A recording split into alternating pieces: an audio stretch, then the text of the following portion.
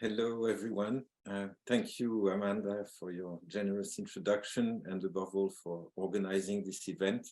I very much look forward to our conversations in the Cogut seminar, and I'm grateful in advance for the suggestions and insights I'm sure I will get from all of you. I have a few images that I want to show while I talk. Here they are. So during this semester at the Cogut, I will work on a research project that I started to sketch out while I was co-teaching a collaborative humanities seminar with my colleague and dear friend Leela Gandhi. It was Leela's idea that we teach a seminar together on breath, and so we did in the spring of 2021, that is to say, during the COVID pandemic and in the aftermath of the assassination of George Floyd, with the rallying cry of "I can't breathe" constantly resounding in the background of our discussions and conversations. As I prepared my introduction to one of our readings, I started to think about the fascinating history of a concept that plays an important role in ancient Greek and Roman writings.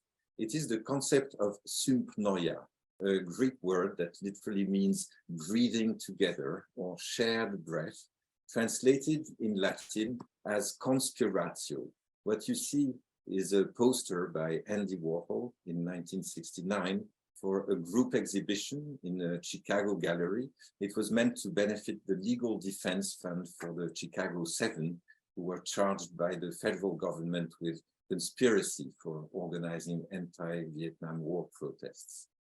Now, since our seminar with Leela, I have been working on a sort of archaeology of this concept with a guiding question: how did a concept that for the Greek Stoics was synonymous with the harmony of a breath in which all beings were united, how did such a concept become, a few centuries later, for example in Cicero, its own opposite, that is to say, conspiratio as faction, sedition, or conspiracy in the modern sense?